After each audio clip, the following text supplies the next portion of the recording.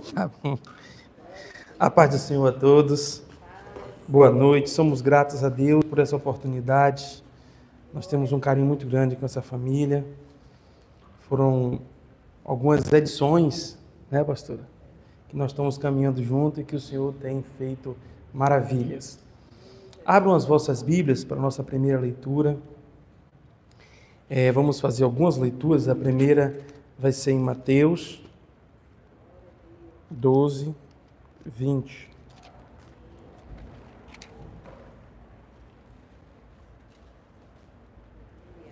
Para a melhor leitura, vamos começar 12, do 15 ao 21. Depois nós vamos ler João 13. Primeira leitura, Mateus, capítulo 12, versículo de 15 a 21. Queria pedir aos irmãos gentilezas de colocar sobre os vossos pés, enquanto fazemos a leitura da palavra de Deus.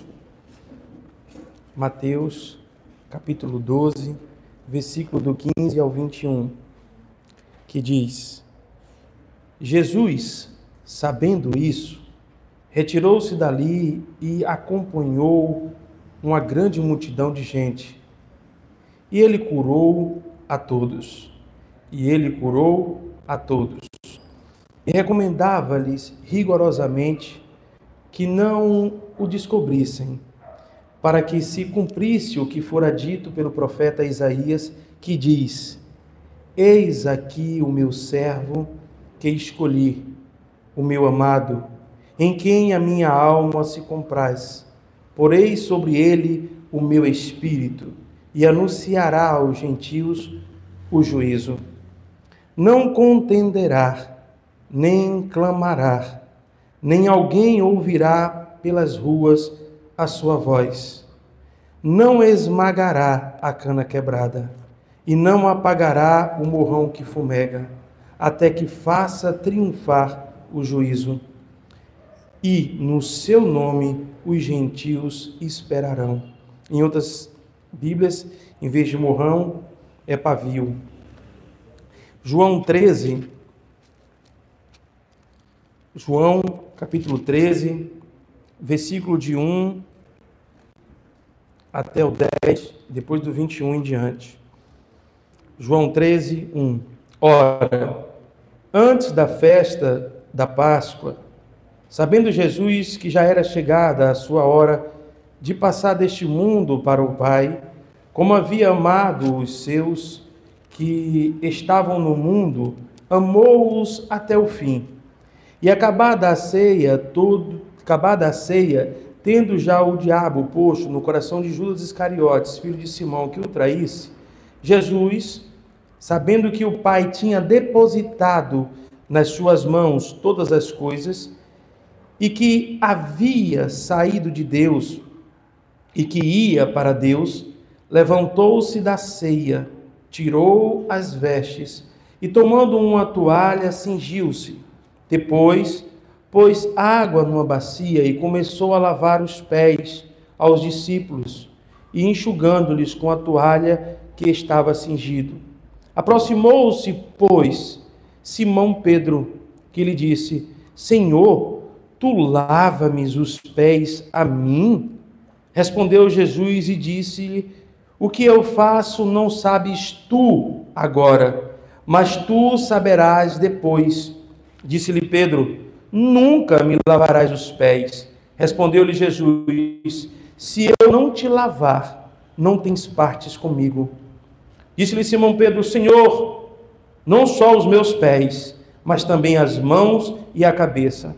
E disse-lhe Jesus: Aquele que está lavado não necessita de lavar senão os pés, pois no mais todo está limpo. Ora, vós estáis limpos, mas não a todos. Porque bem sabia ele quem o havia de trair, por isso disse: Nem todos estão limpos. Depois que lhes lavou os pés, e tomou as suas vestes e assentou outra vez sobre a mesa, disse-lhes: Entendeis o que eu vos tenho feito? 15. Porque eu vos dei o exemplo, para que, como eu fiz, façais vós também. Na verdade vos digo que não é o servo maior do que o seu senhor, nem o enviado maior do que aquele que o enviou. O 21. Tendo dito isso, turbou-se em espírito e afirmou, dizendo: na verdade vos digo, um de vós há de me trair. Então os discípulos olharam uns para os outros, nem saber o que lhe falava, que Jesus amava, no seio de Jesus. Então Simão Pedro fez um sinal a este, para que perguntasse quem era aquele que lhe falava. E inclinando-se ele sobre o peito de Jesus, disse-lhe: Senhor, quem és? Jesus respondeu: é aquele quem eu der o bocado molhado. E o molhado do bocado deu a Judas Iscariotes, filho de Simão. Podeis assentar.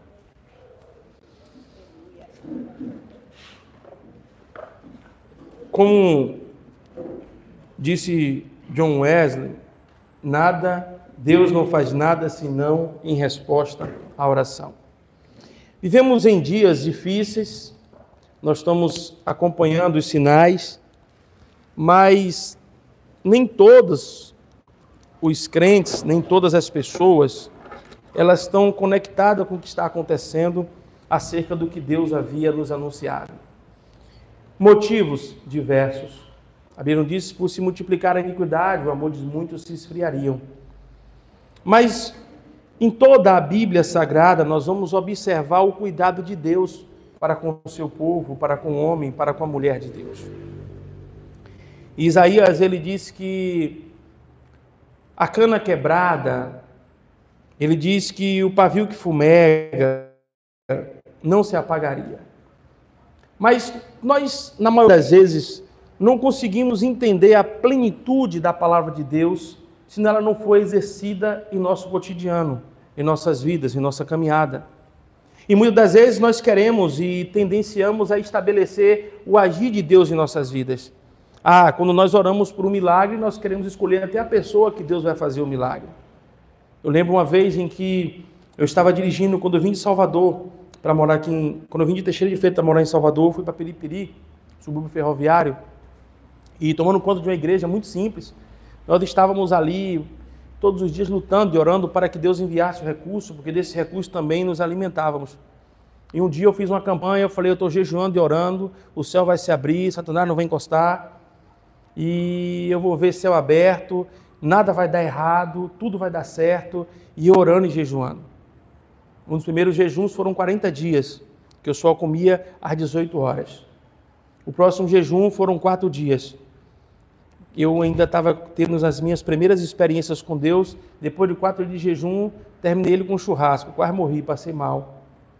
Aí eu aprendi que é com peixe, que é com frango e arroz, salada.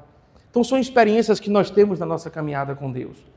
Mas um dia em que eu estava cheio da presença de Deus e o trabalho ainda estava começando e as ofertas eram pequenas, e como eu estava orando e jejuando já há alguns dias, eu falei: tudo vai dar certo. Não tem como dar errado. Eram 3 contas de energia, 2 de água, mas tudo vai dar certo. E aí eu saí de casa para poder resolver algumas coisas, visitar alguns irmãos, e eu me lembro que quando eu me aproximei da nossa residência ali em Piripiri, eu vi 2 camaradas da Coelba saindo da porta. Eu falei: não é possível. Não. A cana quebrada.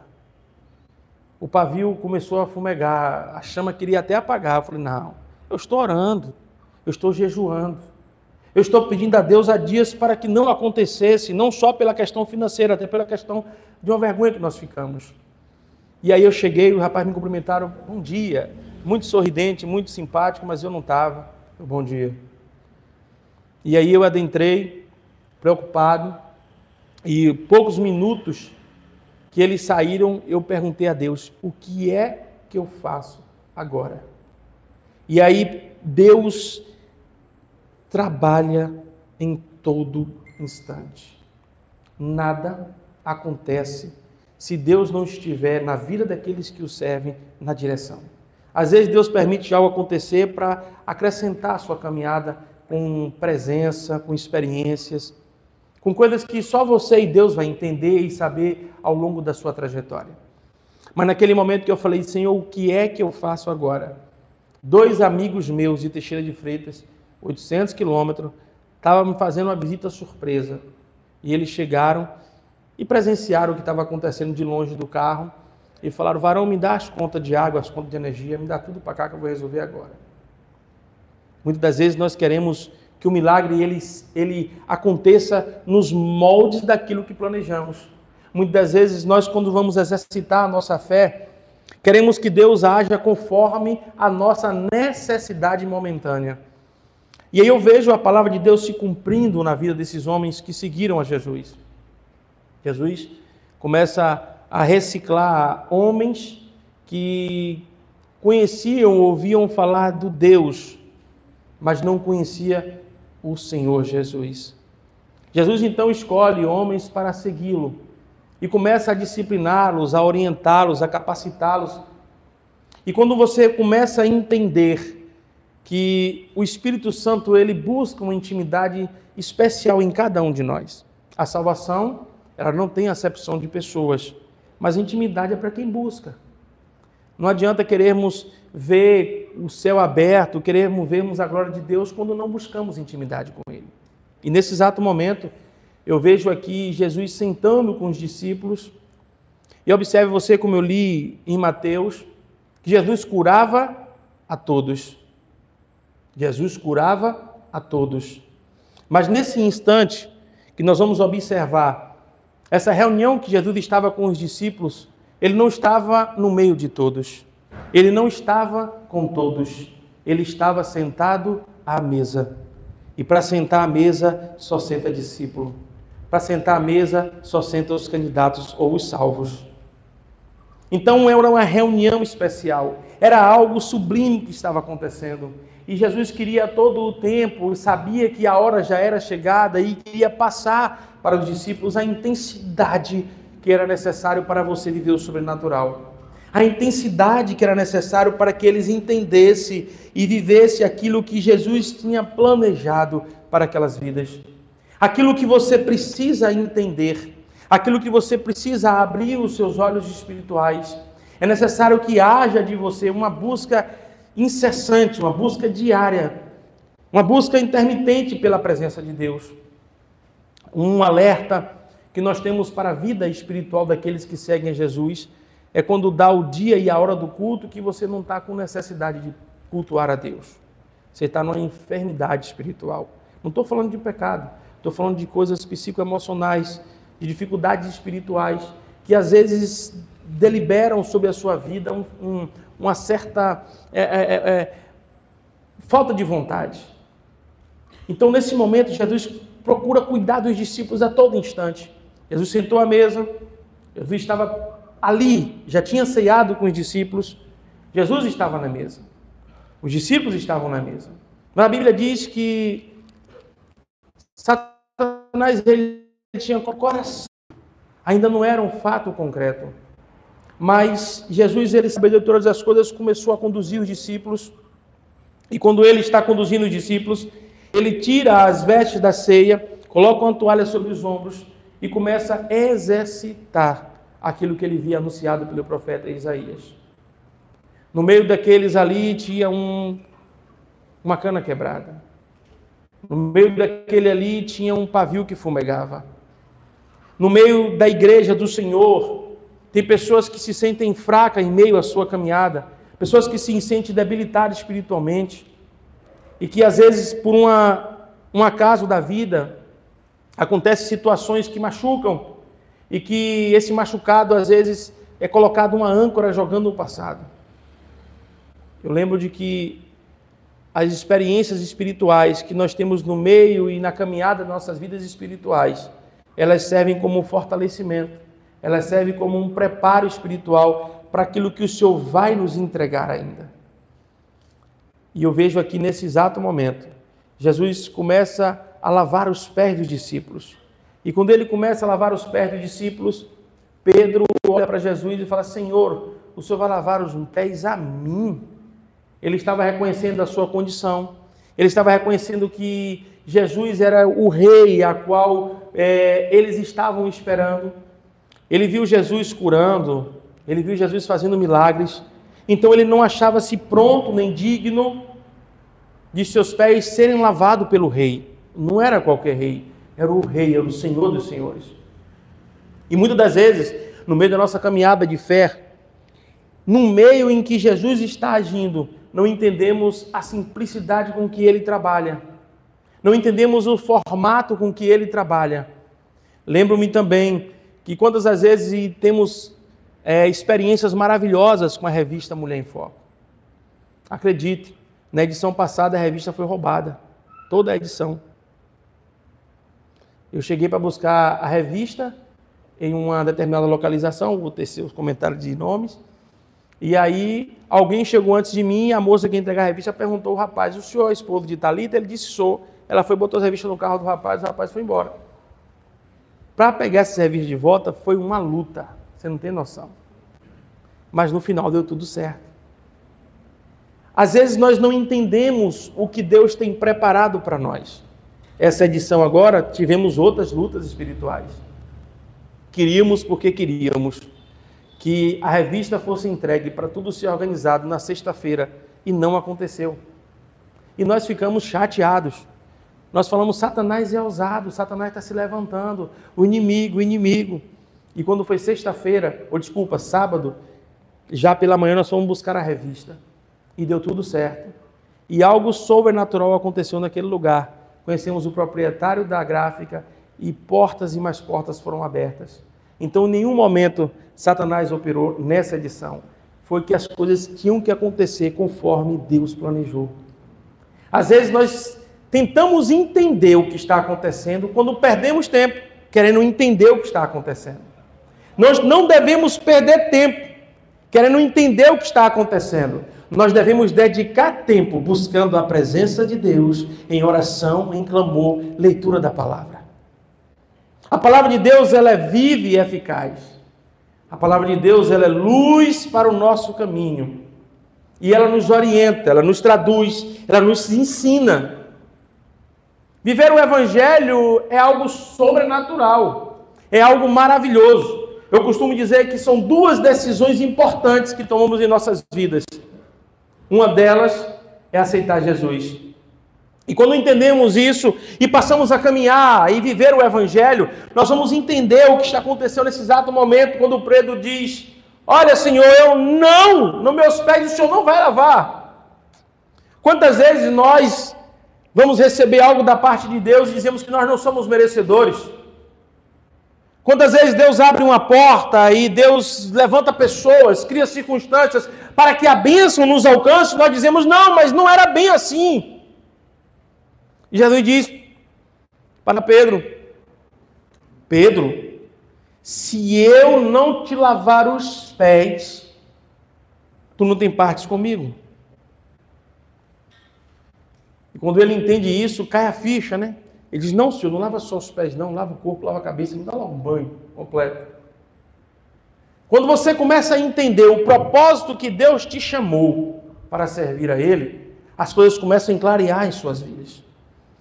É difícil entendermos como Deus quer trabalhar em nossas vidas, porque hoje nós temos ocupações diversas. Nós dedicamos a nossa vida para o nosso bem-estar. E isso às vezes não leva tempo. Isso às vezes não leva nossas vidas horas, dias. Mas a palavra de Deus: buscai primeiramente o reino de Deus e a sua justiça, e as demais coisas vos serão acrescentadas. Quando entendemos isso e passamos a viver essa palavra, nós começamos a compreender o agir de Deus em nossas vidas. Os discípulos começaram a entender, e Jesus a todo tempo queria alcançar aquele que estava sentado na mesa, mas estava cauterizado espiritualmente. Jesus queria a todo tempo que essa movimentação espiritual, por assim podemos dizer, alcançassem a todos os seus discípulos.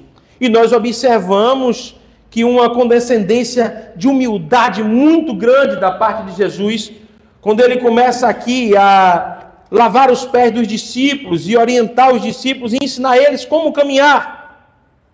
A nossa caminhada, ela não vai ser fácil. Nós não esperamos mordomias espirituais. Nós esperamos aqui enfrentar aquilo que Jesus havia dito. No mundo tereis aflições, mas tende bom ânimo. O ânimo, ele consegue mover a nossa fé. E a dúvida, eles são oposições à nossa fé. Quando temos medos, quando temos ansiedade, quando temos dúvida, começamos a ancorar o nosso passado e olhar para trás e dizer, não, eu não consigo, eu chegar, eu não vou alcançar. E Jesus começa a mostrar aqui, com uma condescendência de humildade muito grande, devemos aprender com o nosso mestre. E podemos ver que essa humildade de Jesus começa a movimentar aqueles homens no propósito a qual Jesus tinha escolhido para eles. Também uma condescendência de ser útil.